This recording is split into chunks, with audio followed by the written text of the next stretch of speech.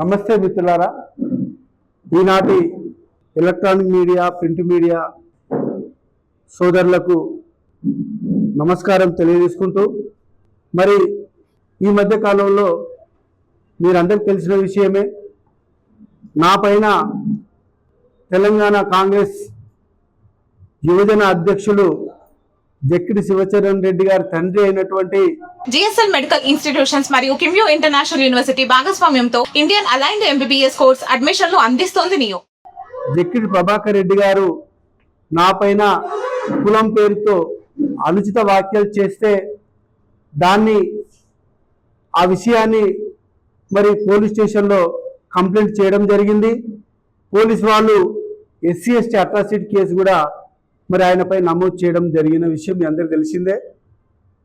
మరి ఇప్పటి వరకు కూడా మరి అలాంటి కేసులో అరెస్టు చేయలేదు ఇంతవరకు కూడా ప్రభాకర్ రెడ్డి గారిని. మేము ఒకటే డిమాండ్ చేస్తూ ఉన్నాం, ఎందుకు ఈ కాలయాపన చేస్తూ ఉన్నారు, ఆయనని వెంటనే అరెస్టు చేయాలని చెప్పేసి ఈ సందర్భంగా పోలీసు వాళ్ళకు మనవి చేస్తూ ఉన్నాను. ముఖ్యంగా నిన్న కాక మొన్న హైకోర్టులో మరి పిటిషన్ కూడా వేయడం జరిగింది. ప్రభాకర్ రెడ్డి గారు ముందస్తు బెయిల్ కొరకు ఆయన పిటిషన్ వేసుకుంటే మరి నేను కూడా హైకోర్టుకు వెళ్ళడం జరిగింది. అక్కడ జడ్జి గారు కూడా ఒకటే మాట చెప్పడం జరిగింది, ఆయనని పోలీసు వాళ్ళకు సహకరించాలి,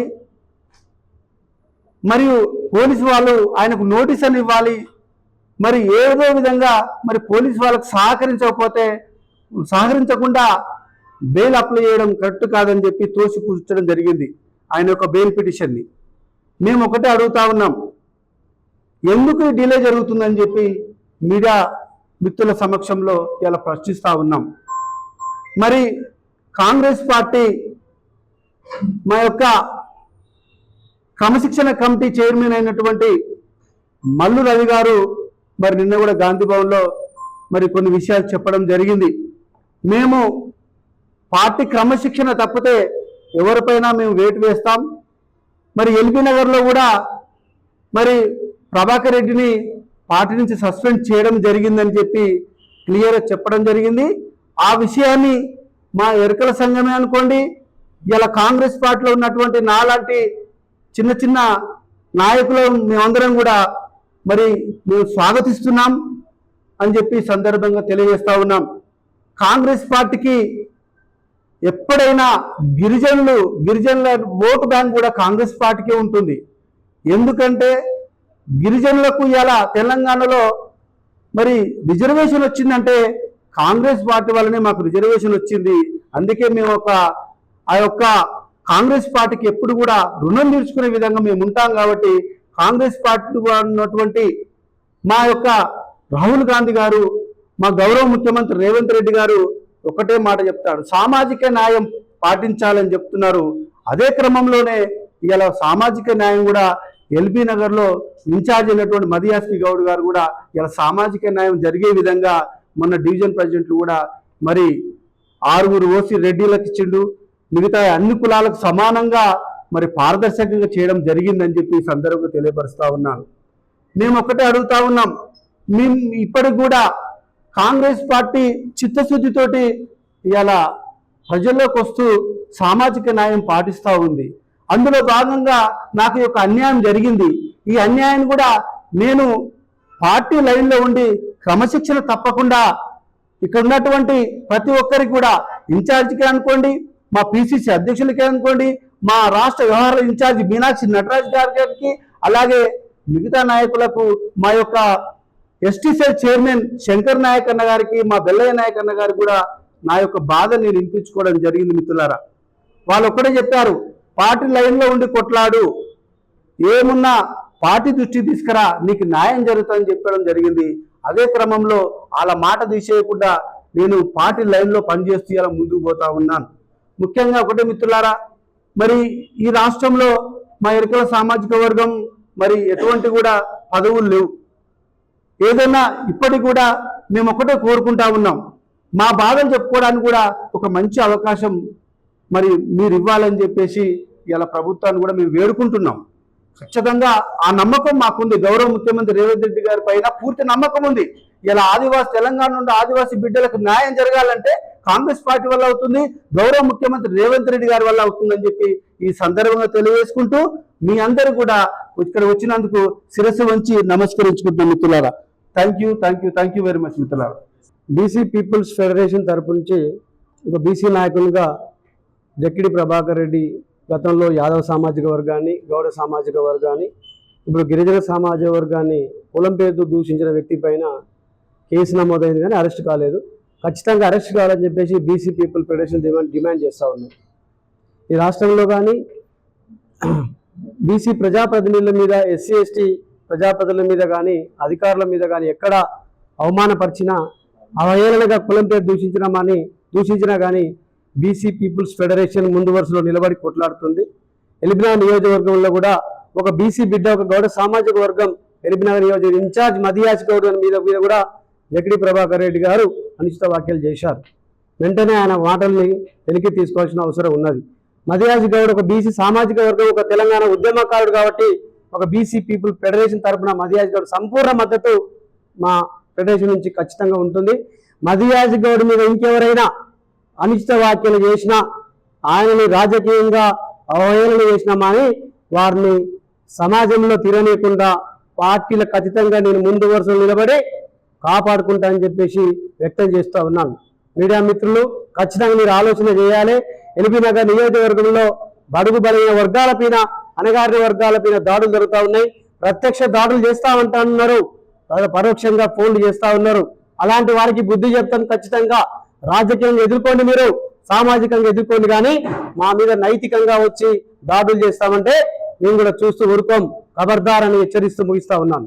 ఈ సమావేశానికి వచ్చేసిన ఎలక్ట్రానిక్ మీడియా, ప్రింట్ మీడియా విలేకరులందరికీ నమస్కారాలు తెలియజేస్తున్నాను. గతంలో మా ఎస్టీ ఎరుకల కులానికి చెందిన బుడ్డ సత్యనారాయణ గారిపై జక్కడి ప్రభాకర్ రెడ్డి శేఖర్, నేను తెలంగాణ ప్రదేశ్ ఎరుకల సంఘానికి రాష్ట్ర ఉపాధ్యక్షుడిగా పనిచేస్తున్నాను. గత 15-20 రోజుల క్రితం నుంచి మరి బుడ్డ సత్యనారాయణ పైన, ఒక ఎరుకల సామాజిక వర్గం సంబంధించిన బుడ్డ సత్యనారాయణ పైన అనుచిత వ్యాఖ్యలు మాట్లాడిన జక్కిడి ప్రభాకర్ రెడ్డి గారు, వారిపై మేము కఠినమైన చర్య తీసుకోవాలని మేము సంఘం నుంచి ఎల్బీ నగర్లో ధర్నా చేపట్టి డిమాండ్ చేయడం జరిగింది. మరి ఆ సందర్భంలో జక్కిడి ప్రభాకర్ రెడ్డి గారిపై ఎందుకు ఇప్పటి వరకు ఎస్టీ/ఎస్సీ కేసు నమోదు కాలేదు? ఈ సామాజిక వర్గాలపై దాడులు జరిగితే ఒక ఎస్టీ/ఎస్సీ కేసు పెట్టాలంటే కోర్టుల చుట్టూ, పోలీస్ స్టేషన్ చుట్టూ తిరగాలనా? మరి ఈరోజు ఆయన ఒక బలాన్ని ప్రదర్శించి మరి ఆయన కేసును తప్పించుకోవడానికి చూస్తున్నాడు. కానీ ఈరోజు ఒక బలహీన వర్గుడు బుడ్డ సత్యనారాయణ పైన దాడి జరిగితే దాన్ని మేము తీవ్రంగా ఖండిస్తూ మేము నిరసన చేపట్టడం జరిగింది. ఈరోజు తెలంగాణ కాంగ్రెస్ ప్రభుత్వం చాలా మాకు అండగా ఉంది. ఎందుకంటే బుడ్డ సత్యనారాయణపై జరిగిన దాడిని ఖండిస్తూ ఖచ్చితంగా ఏ పార్టీలో ఉన్న వ్యక్తి అయినా, ఎంత బలవంతుడైనా సరే, ఖచ్చితంగా ఈ యొక్క క్రమశిక్షణ కమిటీ మల్లు రవి గారు దీని మీద చర్య తీసుకున్నందుకు వారికి ప్రత్యేకమైన ధన్యవాదాలు తెలియజేస్తున్నాం మా ఎరుకల సమాజం నుంచి. అదేవిధంగా గౌరవ ముఖ్యమంత్రి రేవంత్ రెడ్డి గారు కానీ, మరి ఇక్కడ స్థానికంగా మధు ఎస్కే గౌడ్ గారు, ఈయన పైన ఒక సామాజిక ఎరుకల సామాన్యుడు అని చెప్పేసి ఈయన ఒక చిన్న పదవి ఇస్తే ఆ పదవిని జీర్ణించుకోలేని ఒక డబ్బు అహంకారమైన జక్కిడి ప్రభాకర్ రెడ్డి ఈ డబ్బు బలాన్ని ఈ యొక్క సామాజిక వర్గాల పైన చూపించడం కాదని మేము హెచ్చరిస్తున్నాము. ఇప్పటికైనా జక్కిడి ప్రభాకర్ రెడ్డిపై తక్షణమే చట్టపరమైన, న్యాయపరమైన, ఎందుకంటే రుజువు అయిందాడు, ఆ మొబైల్లో మాట్లాడింది అంత రికార్డు ఉంది, ఆన్ రికార్డు ఉంది, ఇంకా అంతకంటే రుజువు ఏమి కావాల్సిన అవసరం లేదు. దీనికి చట్టపరమైన చర్యలు ఖచ్చితంగా తీసుకోవాలని రాజ్యాంగంలో ఉంది. ఆ చట్టపరమైన చర్యలు తీసుకోవాలని ఈరోజు మేము మీడియా ముందుకు వచ్చినాం. ఖచ్చితంగా మేము ఈ యొక్క ప్రభుత్వానికి కృతజ్ఞతగా ఈ ప్రెస్ మీట్లో మేము మాట్లాడాల్చుకున్నాం. జక్కిడి ప్రభాకర్ రెడ్డి పైన న్యాయమైన చర్య తీసుకోవాలని మేము కోరుతున్నాం.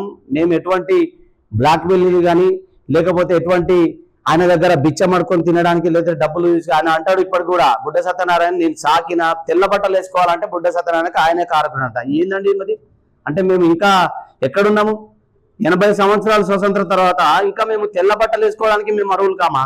అంటే రాజకీయంగా మీ రాజకీయంగా మీ పలుకుబడి అంతా మీదే ఉంటుందా? ఇక మేము ఎదగొద్దా? మేము చట్టసభలకు రావద్దా? ఇలాంటి దుర్మార్గులని ఖచ్చితంగా ఈ యొక్క చట్టసభల్లో ఫస్ట్ ఇలాంటి దుర్మార్గులు ఉండొద్దు. అట్టడుగులో ఉన్న వాళ్ళని పైకి తీసుకోవడానికి ఎవరన్నా సహకరిస్తారు, కానీ ఇలాంటి దుర్మార్గులు ఈ ఒక అణగారిన వర్గాలని పైన ఉత్తగానే ప్రేమ చూపిస్తుంటారు అంతే, పైకి లోపల మీద మాత్రం లోపల వాళ్ళ వైఖరి చూపిస్తుంటారు. కాబట్టి మీడియా మిత్రులు ముఖంగా మేము ఖండించేది ఒకటే అండి, ఈరోజు జక్కిడి ప్రభాకర్ రెడ్డి గారిపై ఖచ్చితంగా న్యాయపరమైన ఇప్పుడు ఏదైతే కేసు అయిందో ఆ కేసు ప్రకారంగా ఆయన రిమాండ్ చేయాలని చెప్పేసి కోరుకుంటున్నాం. ఇక్కడ ప్రెస్ మీట్కి అటెండ్ అయిన మీడియా మిత్రులకి మరియు మా తోటి కుల సంఘాలకి ధన్యవాదాలు తెలుపుతూ, ముందుగా ప్రదేశ్ కాంగ్రెస్ పార్టీ చైర్మన్ క్రమశిక్షణ కమిటీ చైర్మన్ మల్లు రవి గారికి ధన్యవాదాలు తెలుపుతున్నాను.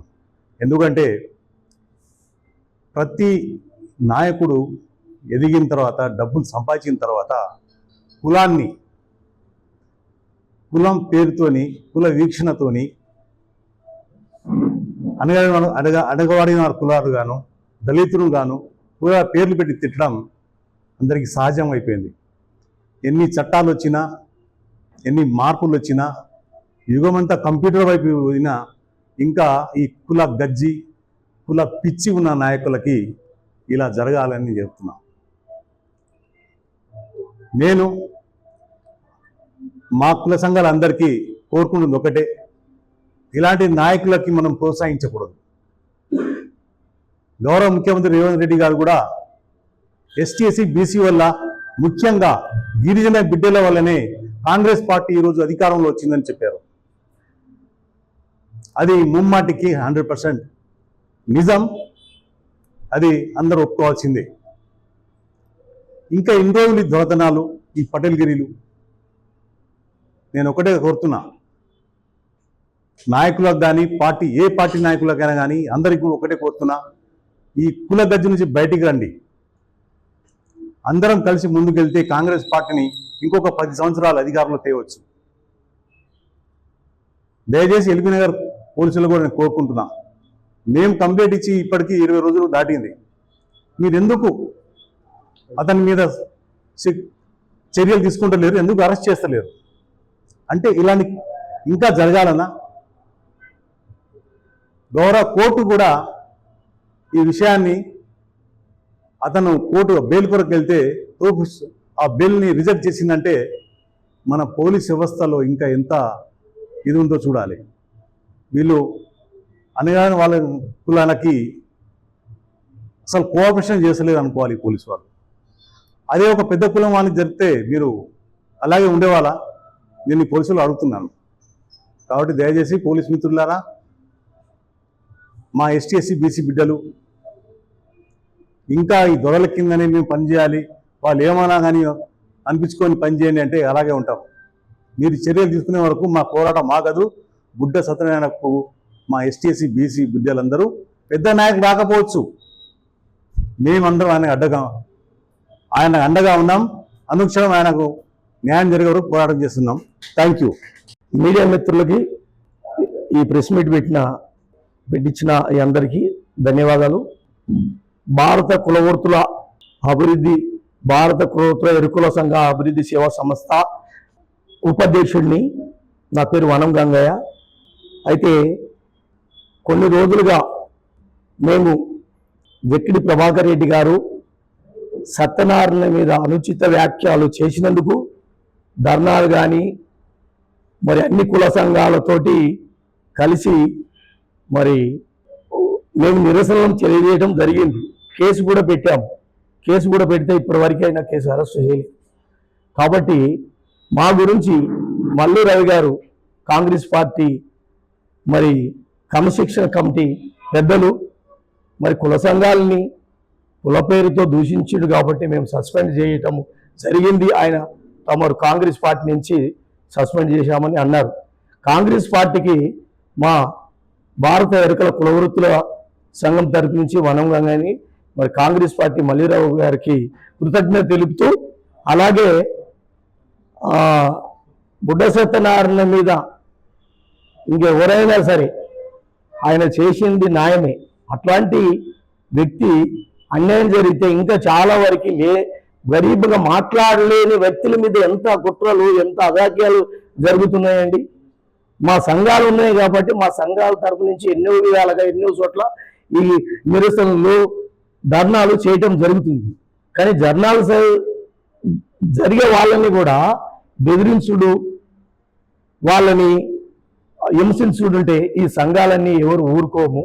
బుడ్డ సత్యనారాయణ మీద అన్యాయం కాకుండా రాష్ట్ర వ్యాప్తంగా ఎవరికి జరిగినా మా కుల సంఘాలు మాత్రం ముందుండి ఫైట్ చేసి వాళ్ళకి కుల సంఘాలకు, అన్నగారు కులాలకు, బీసీ సంఘాలకు, తర్వాత దళితులకు ఎవరు జరిగినా మా సంఘాలు తోడుగా ఉండి ఫైట్ చేసి కొట్లాడటం జరుగుతుంది.